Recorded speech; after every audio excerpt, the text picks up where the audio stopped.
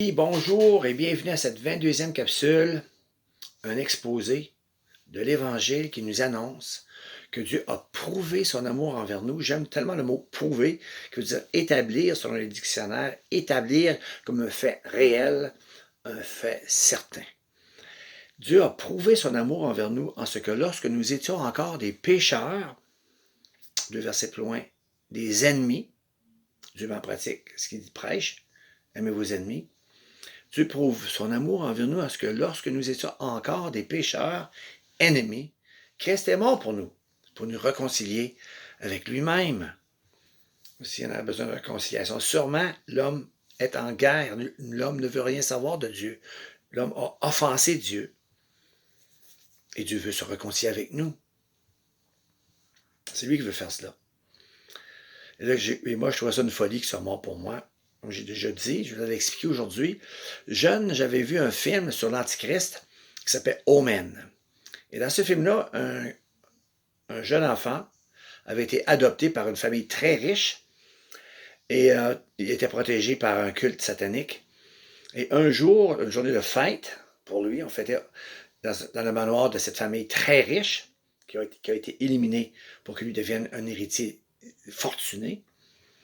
Une bonne, parmi les bonnes, a monté sur le toit de l'édifice, sur le manoir. Elle s'est attachée une corde pour se pendre. Puis là, elle écrit « Amen, Amen, regarde, je me sacrifie pour toi, je meurs pour toi. » Puis elle s'est garochée en bas de l'édifice, pendu au bout de la corde. Mourir pour toi, je trouvais ça une folie. Mais Dieu m'a montré que la mort de Christ n'est pas une folie, même s'il s'est sacrifié pour nous, puis qu'il est mort pour nous. La Bible m'a montré que la raison pour sa mort, c'est que Dieu a condamné le péché dans notre chair et qu'il y a un salaire, pour exemple, moi, ce que j'ai fait dans ma vie, et le salaire, c'est la mort. Donc, Christ a décidé, parce qu'il nous aime, de mourir à notre place pour que nous, à la place de mourir, on puisse entrer dans ses souliers, le manière de le dire, et vivre éternellement, pardonner, parce que le salaire, c'est lui qui l'a pris en son corps. Voilà pourquoi il a été battu, meurtri, blessé, pour nos péchés. Dans la dernière capsule, c'est comme un maintien de ce sujet, ce que Dieu nous a aimés avec une pérition, point. Et si nous ne croyons pas, nous allons périr. Et c'est le sujet de l'épître de Jean. Lorsqu'il parle que celui qui pratique le péché n'est pas né de nouveau, il est question de pratiquer le péché, de ne pas croire en Jésus-Christ, parce que c'est croire et recevoir qui fait que nous naissons de nouveau. Ça n'a rien à faire avec ne pas pratiquer la transgression de la loi, qui est le contraire de pratiquer la transgression de la loi. J'avais présenté le jeune homme riche, un pratiquant de la loi de haut niveau, malgré cela, à la demande de Jésus, « Suis-moi ». Cet homme n'a pas suivi Jésus. Il est demeuré quelqu'un qui a décidé de suivre le code au lieu de suivre Jésus-Christ. Il a décidé de marcher dans les ténèbres. Je peux prendre la peau de Paul, qui dit avant d'être son salut, être irréprochable en ce qui concerne la justice de la loi qui est dit qu'elle est sainte, juste et bonne. Il faisait ce qui était juste. Il avait la conviction du péché de le ministère de la loi. Je suis d'accord avec Frédéric Godet qui dit qu'il ne faut pas confondre le ministère de la loi, la conviction de la transgression de la loi et le ministère de l'esprit.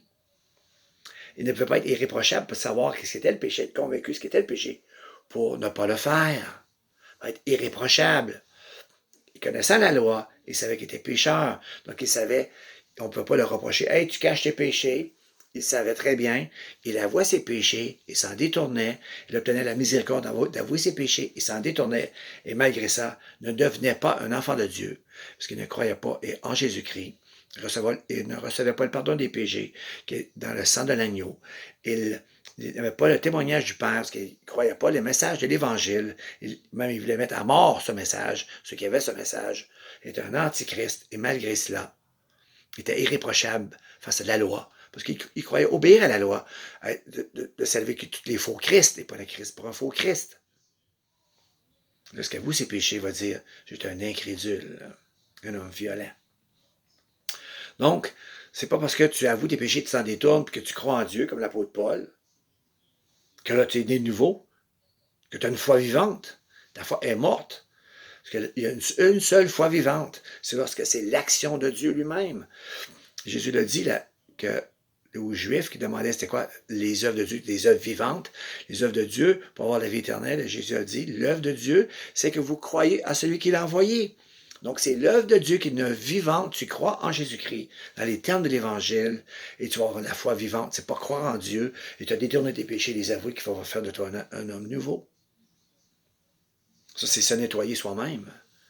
Les chasses les démons, puis les démons reviennent parce que c'est toi-même qui t'es nettoyé et non Jésus-Christ lui-même. Dieu et le Saint-Esprit. C'est tout, le même thème, le même sujet que de l'épître de Jean. Tu crois, tu as la vie éternelle parce que tu crois à son nom. Tu transgresses, tu pratiques la transgression du commandement de croire en lui. Et là, pourquoi il est dit, tu n'es pas né nouveau, tu n'as pas le témoignage, tu es un enfant de Dieu, tu ne pratiques pas la justice, tu ne fais pas la volonté du Père, tu n'as pas l'espérance qui est en Jésus-Christ, tu n'as pas tes péchés pardonnés, tu n'as pas la vie éternelle, tu ne le connais pas parce que le seul moyen de le connaître, c'est d'avoir la vie éternelle qui est de le connaître parce que tu crois. Qui est le sujet aussi de la troisième mention d'une manière du péché, ne pas garder les commandements de celui qui est appelé Jésus-Christ, le juste, au début de l'Épître. Si nous péchons, dit-il, nous avons un avocat auprès du Père, Jésus-Christ le juste, la victime expiatoire, l'avocat auprès du Père, Jésus-Christ le juste, notre victime expiatoire pour nos péchés.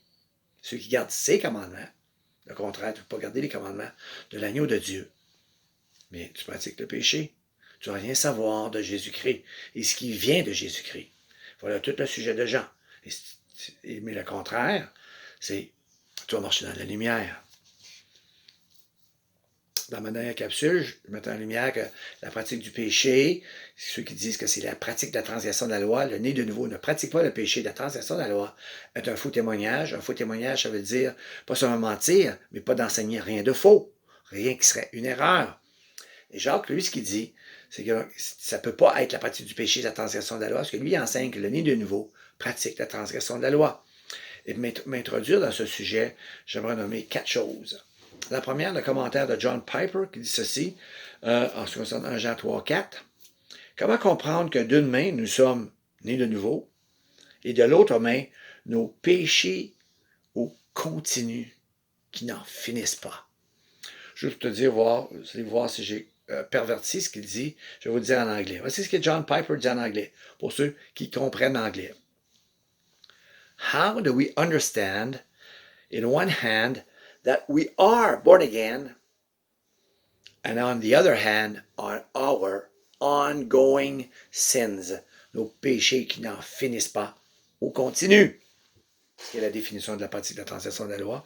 Voilà pourquoi Jacques va introduire ce sujet, que le chrétien est demeuré cela. Je vais donc vous mentionner 3 choses. La première, Jésus qui me dit, ceux qui disent que la pratique du péché, c'est la pratique de la transgression de la loi, le né de nouveau ne fait pas ça. Ces mêmes personnes, il faut qu'ils donc définissent, vu qu'ils disent encore, au moins disent quelque chose de vrai, ils sont encore pécheurs, disent, vu que le né de nouveau ne pratique pas la transgression de la loi, on transgresse la loi juste de temps en temps. Et le Seigneur me dit, il n'y a rien d'aussi mensonger que cela. La première chose qu'il m'a montré, c'était avec le Notre Père. Le Notre Père, il est écrit, tous les sujets mentionnés là sont au quotidien. Quand il commence, lorsque vous priez, dites que notre Père qui est aux cieux, que ton nom soit sanctifié. J'espère que vous croyez que c'est quelque chose d'être au quotidien. Que ton nom soit sanctifié, que ton règne vienne. Lorsque vous priez, dites cela. Il n'y a pas de tanner de la mort, de la guerre, des maladies, des vols, des viols et des tueries qui existent. C'est parce qu'il ne règne pas, c'est quelqu'un d'autre qui règne. La Bible dit le prince de ce monde. Il ne règne pas dans un cadre de celui qui règne sur la terre. C'est pas Jésus-Christ, c'est pas Dieu. C'est le prince des ténèbres. Voilà pourquoi l'homme fait ces choses. Voilà pourquoi il nous dit de demander que son règne vienne. J'ai dit ça une fois qu'il y a un gars qui avait plein de colliers religieux. Et il dit, il ne peut pas avoir de Dieu, regarde tout ce qui existe dans le monde. J'ai dit, tu connais notre Père? Il dit, oui, mentionné, puis il arrive à que ton règne vienne. Je dis, regarde, s'il doit venir, parce qu'il n'est pas là. Une petite leçon en passant. Tout quotidien. Si tu ne demandes pas ça, c'est parce que tu ne pries pas tous les jours. Lorsque tu pries, lorsque vous priez, dites que ton règne vienne. 3, il dit que ta volonté soit faite sur la terre comme au ciel. Jésus avait dit, non pas ma volonté, mais ta volonté. J'espère que vous comprenez que c'est chaque instant de chaque jour, on doit faire sa volonté sur la terre comme elle est faite dans le ciel. Comment est-elle faite dans le ciel? Il est écrit, Dieu dit, et les anges le font à la vitesse de la lumière. On est même trop lent pour faire ça de même, au moins qu'on puisse la faire sur la terre comme dans le ciel. Il dit que nous le faisions. J'espère que vous ne dites pas, c'est juste une ou deux fois dans la journée, c'est à chaque instant, au quotidien. Montrer que c'est au quotidien, tout continue, dit, donne-nous notre pain quotidien ou notre pain de ce jour. Je suis content que Dieu veut que nous mangeons tous les jours. Mais le verset qui suit, voici ce qu'il est dit. Lorsque vous priez, c'est sur le même contexte. Dites, Père, pardonne-nous nos offenses. Comme nous aussi, nous pardonnons à ceux qui nous ont offensés. On va là-dedans qu'on pêche tous les jours, parce que là, vous priez, il faut dire ça, pardonnez nos offenses. Moi, je vais vous le dire, je le fais plusieurs fois dans la journée. À tout bout de champ, je m'aperçois que, j'ai pas répondu avec sagesse, j'ai pas répondu avec amour, j'ai pas répondu avec douceur. J'ai été un peu orgueilleux quand que j'ai répondu, etc., etc. Je dis, Seigneur, j'ai manqué. J'ai hamartia. J'ai péché. Et je demande pardon plusieurs fois dans une journée. Voilà pourquoi il dit, lorsque vous priez, dites-le, Père, pardonne-nous nos offenses. C'est quelque chose de quotidien. C'est pas de temps en temps. Ça, c'est notre Père. La deuxième, vous montrez que ces mêmes personnes qui disent on pêche juste de temps en temps, chantent ceci. Ça n'est que les têtes de dire d'une main, on ne pratique pas la transgression de la loi, et de l'autre main dit oui. Voici comment il est chanté. Quel ami fidèle et tendre nous avons en Jésus-Christ, toujours prêt à nous entendre, à répondre à notre cri. Il connaît nos défaillances, nos chutes de chaque jour. Pause. Nos défaillances de chaque jour. Moi, je savais que défaillance, c'est-à-dire manquer de but. Et si je regarde le dictionnaire biblique, manquer le but, c'est le mot hamartia, qui signifie péché. Chaque jour. Avec un S, au pluriel. Le troisième argument que je vais apporter avant de m'introduire dans l'épître de Jacques, c'est une discussion entre mon père et un ancien qui s'appelait Arnold Reynolds. Moi, j'étais assis dans le salon, puis je ne pouvais pas dire un mot. Et mon père pose cette question. Paul, il dit qu'il court après la perfection, puis il n'est pas capable d'atteindre la perfection. Pareillement, dans ma journée, j'essaye d'être parfait, de ne pas pécher. Je ne suis pas capable, je pêche tous les jours, plusieurs fois par jour. Il dit, là, mon père ne savait pas quoi penser de cela. Et M. Reynolds ne répond, il a pu répondre, mais gars, t'es correct, Homer, de notre père, ce qu'il dit. Tu pêches tous les jours, tu vas demander pardon. Tous les jours. Comme on chante. Il a dit ni un ni l'autre. Il a parlé un peu comme mon pasteur dimanche passé, j'ai beaucoup aimé. Il dit, gars, si vous me suivez, vous ne suivez pas la bonne personne, c'est Jésus-Christ qu'il faut suivre. C'est lui la lumière du monde qu'il faut suivre. C'est lui le bon berger. C'est lui le chemin. Moi, il dit, oui, même si vous voyez que j'ai un halo, remarquez, dans la journée, ils font. Tous les jours, mon halo, ils font. Et c'était dans ces termes-là, presque, que M. Arnold Reynolds a répondu à mon père. J'ai posé la question à beaucoup d'hommes que je connais qui marchent dans le Seigneur, qui sont spirituels. Et voici la réponse qu'ils m'ont donnée. Dans la meilleure de nos journées, si on est capable d'être spirituel, 80% dans nos meilleures de nos journées, dans les journées pires, c'est 70, 65, 50. Dans nos meilleures de nos journées, on peut revenir à 80% spirituel. Il reste donc 20% qui marchent encore selon la chair. Et là, si on regarde les péchés, qu'est-ce que ça veut dire marcher selon la chair? Et la liste est longue. Chaque jour. Et c'est de ça que Jacques va parler. Jacques va dire que le croyant est un pratiquant de la transgression de la loi, puis il va identifier qu'il s'adresse véritablement à des chrétiens, à personne d'autre, les appelant au commencement de son épître frères, qui vont avoir la couronne de la vie, juste verset 12, parce que l'épreuve de leur foi, le frère parle de l'épreuve de la foi, ils vont recevoir la couronne de la vie envers ceux qui aiment le Christ, ils vont recevoir de la main du Seigneur la couronne de la vie. Il va spécifier frères bien-aimés, qui ont discerné selon la volonté du Père, par la parole de la vérité, selon la volonté du Père. La volonté de mon Père, c'est que vous discerniez qui je suis, par la parole de la vérité, cru et reçu la parole. Le verset qui suit, frères bien-aimés. Puis il va entrer, comme disent plusieurs docteurs, il dresses the table, il dresse la table, il déroule le tapis rouge de ceux en qui il va faire des réprimandes très sévères. Les frères, dit-il, qui ont la foi en Jésus-Christ, les nés de nouveau. mais qui ont du favoritisme qu'il ne faut pas avoir dans leur foi. Il va dire plus loin, vous commettez un péché si vous avez du favoritisme. Au verset 6, c'est ce que vous avez. Je vais regarder ça la semaine prochaine, que le croyant est demeuré un pratiquant de la transgression de la loi. Et donc, si vous avez été accusé, j'en reviens à ça, dit, moi je crois dans mon cœur que Jésus-Christ est Seigneur et qu'il est ressuscité dans les morts. C'est la parole de la foi qui n'est pas dit que nous prêchons. C'est ce que tu as dans ton cœur, première mention.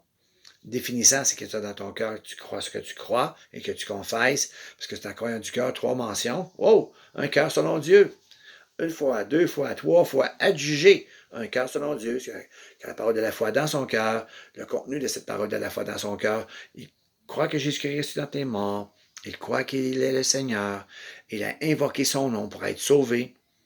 Et il est mentionné 2 fois, sauvé. Pour vous montrer que la parole de Christ, parce qu'il est question de la parole de Christ, dans ce chapitre de Romains 10, celui qui a la parole de Christ, d'où vient la foi, la loi n'a aucune autorité ou juridiction sur le terrain de la grâce pour dire « tu n'es pas sauvé ».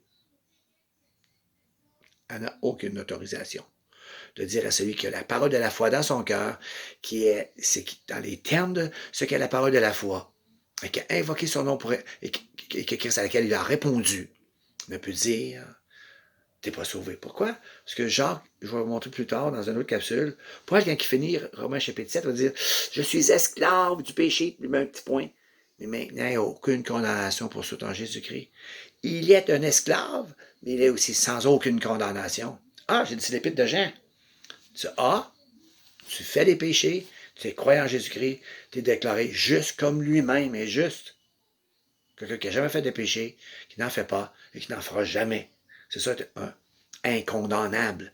Il n'y a maintenant aucune condamnation pour ceux qui sont en Jésus-Christ. Ce sont ceux qui gardent les commandements quand il est spécifié de croire et d'aimer selon le nouveau commandement. Croire en Jésus-Christ. Aucune condamnation, n'est-ce pas? Une merveilleuse nouvelle, même si tu fais, même si tu, comme Jacques va dire, on va voir dans la prochaine capsule que tu es demeuré un pratiquant de la transgression de la loi, il te nomme encore frère bien-aimé qui est né de nouveau, et Paul qui dit, regarde, la même histoire, je suis esclave, pourtant, je suis incondamnable.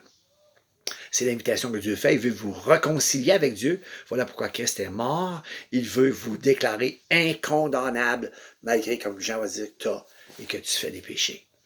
Soyez bénis, acceptez l'invitation et bénissez ceux qui ont cru, qui sont devenus maintenant des personnes en Christ, en qui il est écrit, il n'y a plus aucune condamnation. Soyez bénis en Jésus-Christ, pour la gloire de Dieu. Amen.